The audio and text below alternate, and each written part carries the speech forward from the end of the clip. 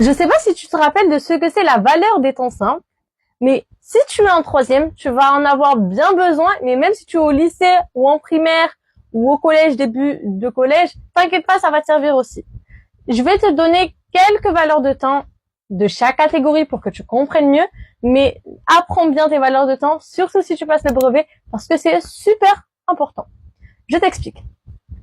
Donc, je vais te donner plusieurs valeurs de temps, des temps simples, hein, et tu vas comprendre c'est quoi. Par exemple, tu vas avoir une phrase avec des verbes et on va te demander la valeur de temps de ton verbe. Et là, tu vas paniquer, tu ne sais pas c'est quoi. Qu'est-ce que c'est? Il existe des valeurs pour le présent, des valeurs pour l'imparfait, pour le passé simple, pour le futur, pour le conditionnel, le subjonctif, etc. Mais je vais te donner seulement les plus simples. Donc, on va parler d'abord du présent d'énonciation. Le présent d'énonciation, c'est la première valeur des temps simples et il nous permet d'exprimer une action qui a lieu au moment même. Par exemple, je range le salon. Ça se passe au moment même. Si tu trouves une phrase de ce genre-là, tu vas dire que la valeur de temps est le présent d'énonciation. Pour l'imparfait, on peut parler de l'imparfait de l'habitude. L'imparfait d'habitude.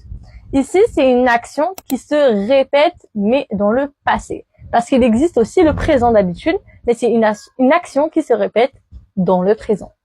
Pour l'imparfait d'habitude, on va te donner un exemple. Je vais te donner un exemple comme chaque lundi, Léa partait à la danse. Tu constates que c'est chaque lundi qu'elle partait à la danse.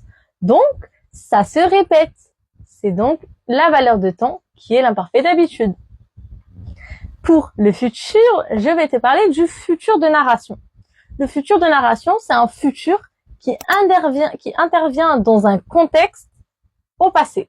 Tu vas même avoir le présent de narration et l'imparfait de narration. Mais c'est le contraire, c'est le présent qui intervient dans un contexte nanani. Et à chaque fois, ça se répète, c'est la même chose, mais on va parler dans des temps différents.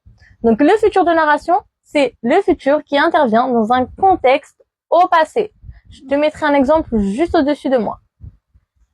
J'espère que tu comprends mieux le rôle des valeurs. Souvent, si tu passes le brevet, tu vas voir dans ta copie qu'on va te demander la valeur de temps de cette phrase. Et tu vas te dire, mais qu'est-ce que c'est la valeur? Et tu vas bien être content d'avoir vu cette vidéo parce que maintenant, tu sais c'est quoi.